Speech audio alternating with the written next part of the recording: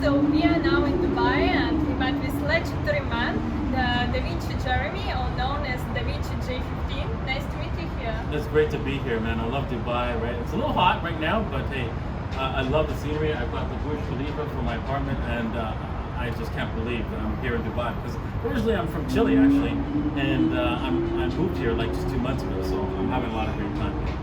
Yeah, Dubai now becomes a business crypto hub and everybody comes here. Yeah, exactly. I'm glad to be here. Yeah, so Davinci is quite known by his video in 2013 when he told everybody to buy Bitcoin just for $1. And since that video became viral and still he made his fortune from Bitcoin. So can you tell us about your journey in the crypto industry? How did you know out about Bitcoin, about crypto? Whether did you get immediately into it or no? Yeah, awesome. Yeah, I actually got into Bitcoin back in 2011. I purchased my first Bitcoin back then. Shortly after somebody messaged me and said, "Hey, what do you think about Bitcoin?" I thought, oh, scam, man. There's no way someone solved the double spend problem. The double spend problem is how do you create a digital asset, right, that no one can copy, right? And so that you know that when you pass it to somebody, they couldn't pass it to another person twice, right? You know how you could copy music as many times, and the same with videos, right? Well, how do you do that with money? Because that's what money needs to be. And I said, listen, I'm a software developer. I'm going to take a look at the source code. I'm going to prove to you that this is a scam because I know as a software developer that's not possible to happen. And so I went through the source code and I was like, oh darn, Satoshi Nakamoto did it. I couldn't believe it. And so I did a video after that saying, hey, every once in a while something comes along, right, that makes poor people rich because I have enough knowledge to understand that this is going to work. This is one of them. And of course I thought people would be like, yay, Davinci, thanks, man. Nope. They hated it. I mean, I got 750 dislikes on that video. So many likes and hate that I took down the video. I wish I had it still because it was the first video I did. So your first video was in 2011? Yes, exactly, in 2011. March of 2011 was the first video. But I do have a lot of other videos on March, April, May of 2011. You can check them out on my channel at DavinciJ15, right? Just Google that and you'll find me. Yeah, and I know that you have your channel from 2007 and you made a lot of videos on gold and silver trading. So did you do a lot of trading at the time, and are you still into gold and silver, or you just all in crypto? Well, I still believe that gold will be here for a while, but I don't think it's going to last with crypto because it used to be the money, right? And now it's like antiquated. It's basically like an analog, right? Nobody uses like a landline phone anymore. We use cell phones. It just it just doesn't make any sense to do so. Yeah, basically gold is like falling behind. Now silver is a different animal, only because they suppressed it so badly that eventually silver will have to move to the price of gold almost, because in order for us to recycle it. Silver, because we used it all up. We had like tons and tons of silver above ground. I mean, like millions of ounces, like hundreds of millions of ounces above ground, because we used it as money, as a real primary source of money. And then we just, because it was so cheap, it became a commodity almost, and we used it in such small amounts in many different applications that we ended up like throwing it away. And we can't get it back. Technically we could, it was not cost effective to do so. And so the only way for it to be cost effective to recycle silver is that it has to equal the price of gold. And you could say, well, we'll just mine more. The problem with that is that silver is a metal that stays above the Earth's crust, and we mine most of the silver. The rest of it is, if we mine it deep, we only get it as a byproduct when we're mining other metals, so it's very limited in supply. So it's going to be an interesting thing and phenomenon once silver's real price becomes apparent, because it's going to be explosive. It's going to be just as big as Bitcoin is. So I'm looking forward to that. That's why I have a lot of silver. From which year do you keep it, or do you trade it as well? No, I just hodl my silver. I have a lot of silver and I just save it. And I don't trade assets that I know that are going to do extremely well, like Bitcoin. And so yeah, I mean, I do leverage trading, which is different, because leverage trading, you don't actually trade real Bitcoin. But you may be liquidated a lot with it. Yeah, that's true. That's true. But yeah, you're not actually trading real Bitcoin with that. You're trading like promises to pay contracts of Bitcoin. So it's not the same thing, right? And it's basically it's a derivative. I mean, it's not meaning that you're actually trading real Bitcoin. So you do win Bitcoin with that, but that's a different story. And your background is software development, so how did you get into trading at all? How did you learn how to trade? Oh, that's another interesting story. Well, I was wondering what to do with my Bitcoin, and I wanted to do something, wanted to build a business. So what I did was I wanted to create a mutual fund, or a fund for people to buy into the altcoins, because I realized that altcoins, they're going to make some money in the future. Back in 2015, so I just developed this company called Collecta, and I wanted to make sure that people would be able to buy these packages of crypto that would help them earn more money. And so at first all I did was did an index fund, and I just replaced certain cryptos when they fell out of favor. But I figured, you know what, I needed a better system so that people could actually, profit a lot faster. And so I thought, well, what if you take a time to learn how to trade? And I took a course on how to trade. And once I finished that, I learned the little old lady strategy, and I saw the little old lady strategy. I thought, oh my God, this is going to make a lot of money. I'm going to do this. And so I started with the little lady strategy, which is basically where you buy low, right? And I explain how to do that in my videos that are free at DavinciCodes.net/videos, right? Free videos on how to do the little lady strategy, where you buy low and then you sell half on a double, and that's it.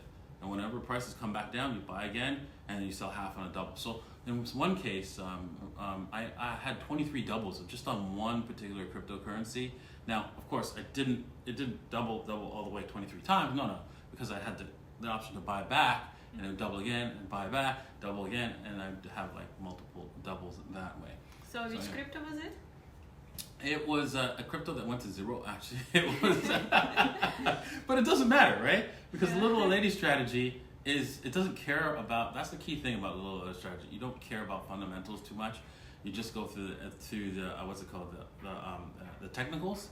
And if the technicals say, hey, you know what, this thing's gonna be up and down like a horse drawers, you can make a lot of money on this, right? So yeah, and a lot of cryptos do that, right? Dogecoin is one of them, right?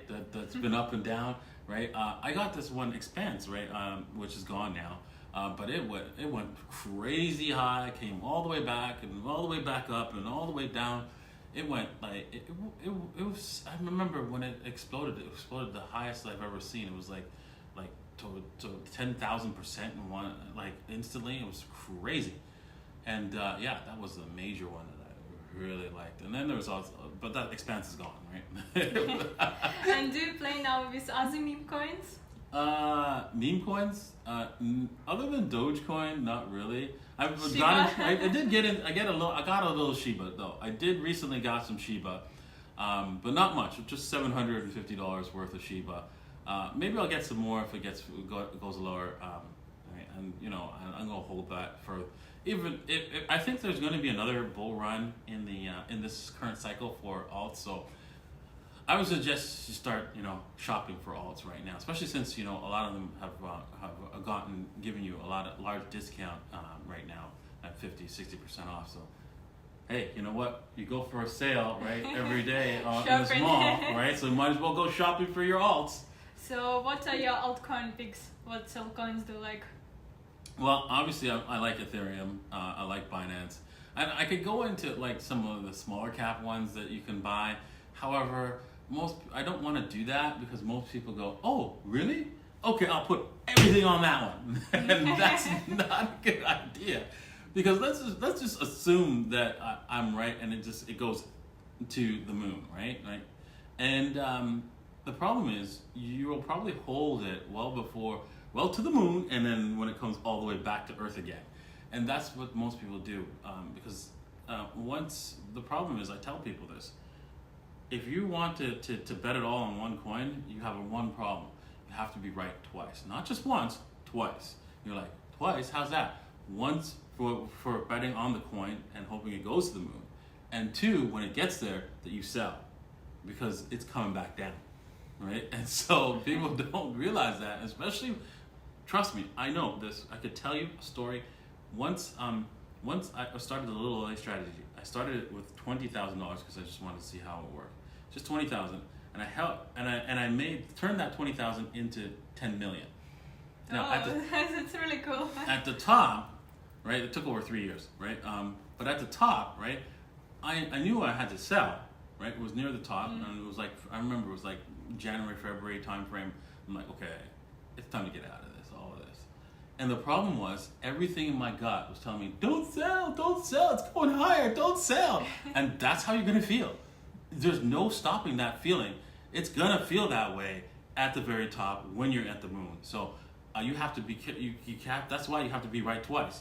Once at the bottom and once at the top, and that's really difficult. At the top, it's very, very difficult to be right. Yeah, we shouldn't be greedy. Exactly, but yeah, it's easier said than done. And did you fix your profits, cash out a bit before this big crash? Yes, I did. I sold half of everything I had at the top, and I let the other half stay in. But that was probably a bad idea. I won't do that again because as you know, everything went about an average of 85% down across the board. Yeah. So yeah, it was but still, half of that is pretty good. Half of 10 million is pretty good. And is it a good entry point for now for the new buys, or do you think we go lower and it's better to buy later? Some coins will go lower. Some coins will start to turn around right now. So you have to go shopping and start nibbling at some coins. And I explain all of that in my videos, right? Once again, at davincicodes.net/videos on how to buy the altcoins. And in those videos, I explain. We start nibbling here, and maybe you get some more at a Fibonacci level. So I explain all that because there's just too much to explain in this type of interview. Okay, so check out Davinci's video. And you experience so many market cycles, and in which stage are we now? Do you think that we will have a bear market for the next months or years? What are your predictions? Well, I foresee that we're going to have additional 25% increase in the money supply. It's already affected prices. I'm sure a lot of you have started to notice the price increases. You've noticed like a 25% or more in price increases across the board on things that you normally buy. And that's just going to continue to get worse. Now, if there's ever a point where expectations and inflation continues to be accepted at 25%, you'll find that this will roll out of control very, very fast. So we might end up having no bear market in the altcoins and bitcoins. However, that's priced in dollars, right? And that will be the scary part, because the problem is those altcoins and Bitcoin might be crashing in value, but not in dollars. And that will be difficult to see, very difficult to see, because I've explained this in many ways. Like, for example, let's just say you go back 10 years and you can buy a pizza for $5, right?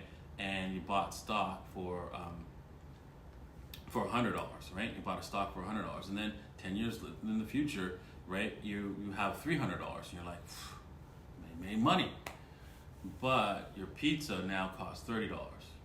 Yeah, inflation plays you actually lost 50% of your money, and you didn't even notice, right? So that's the kind of thing you have to watch out for, and that's what happens in Argentina, Venezuela, Zimbabwe.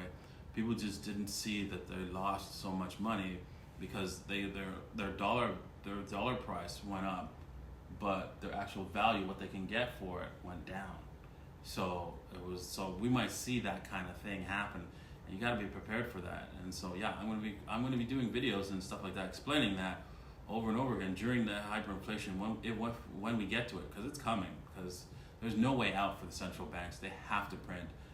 They've already dedicated to making sure that no bank fails. So if no banks if all banks understand that they can never fail, what are you going to do? You're going to be reckless and more reckless and more reckless, to the point where you're going to collapse the currency. And what do you think about regulations and that some countries, as China, trying to ban Bitcoin for years and years? Could other governments ban cryptocurrency or no?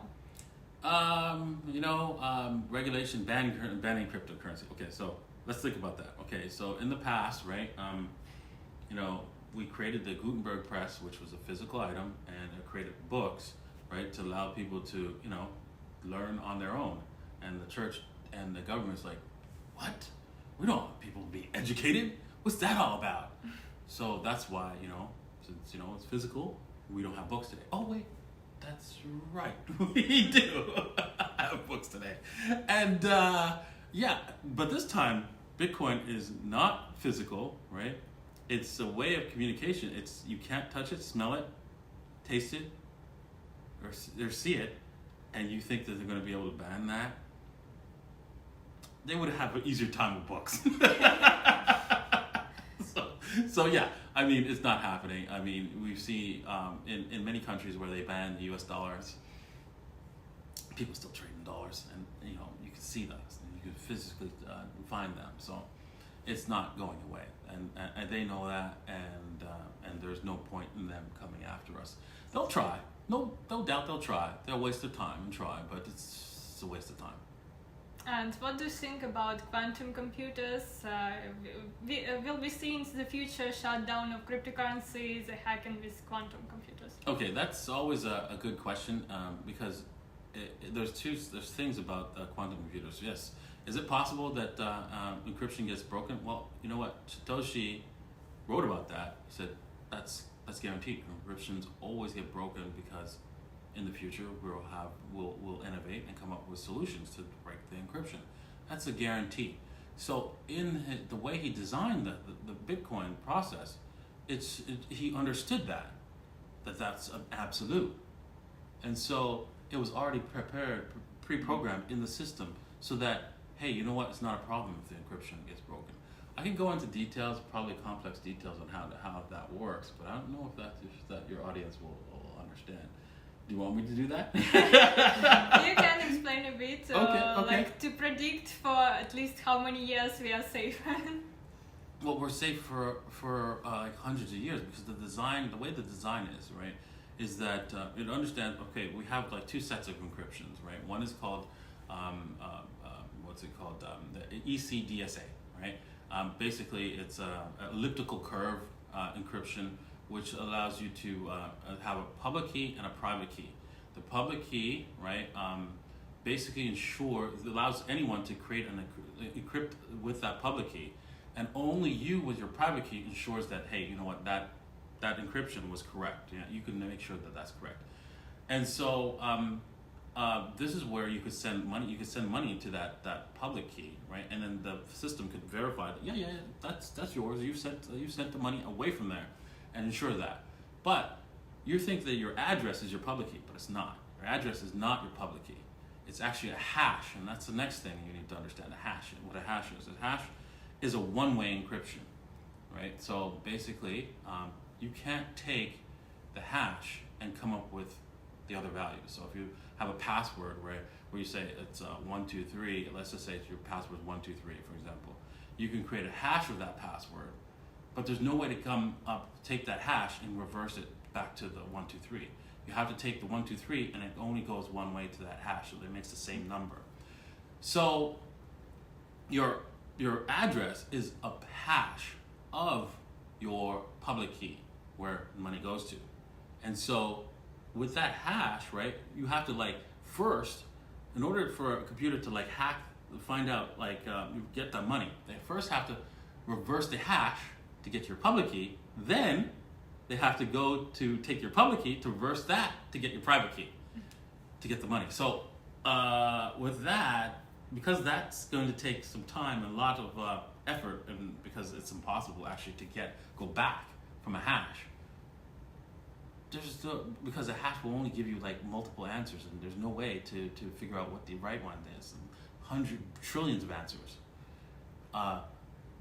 It's not possible to figure out what the public key is. And so with that, you know that also what Bitcoin does, right? Whenever you spend something from a specific address, it spends everything and spends it to a new address. Mm-hmm. So you don't have to worry about, hey, you know what? Once you broadcast, once it spends everything, it has to broadcast the public key.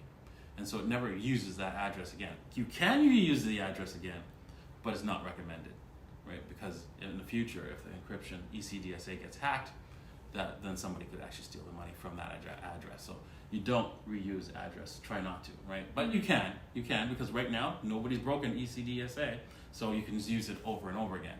But it's not recommended. Thanks for explanation. And since you are a software developer, did you try to make some of your own crypto projects? I do have my own crypto project. It's Pandoras Wallet. It's for traders mainly because it allows me to take all my crypto off of the exchange and then continue to trade with the little lady strategy. So that's why I built it. But do you promote it a lot? So I do. I promote it on my channel, and also but most people are interested in just buying some sort of crypto. They're not interested in a little lady strategy. But if you are, right, it's one way to make money. And lots of people who have done the little lady strategy have thanked me a lot. So, for example, there's one person who sent me a message saying, "Hey, Davinci, this little lady strategy is amazing. I put in 1 Bitcoin and now I have 10 since last year." So. Yeah. It's cool that you help with your advices to other people. And currently we see the boom of DeFi projects and a lot of IDOs, different pre-sales. Do you participate in those ones? I'm now trying to get into the pre-sales right now. I've just started because ever since I got here, a lot of people have been asking me, "Hey, you want to participate?" And I'm like, yeah, sure, why not? So yeah, I'm starting to do that right now, and I never did before because I got into quite a few pre-sales in the earlier days of crypto, and most of them went to nothing, to dust, right? All scams, but except for Ethereum, right? I got into Ethereum on the pre-sale, so but yeah, it was.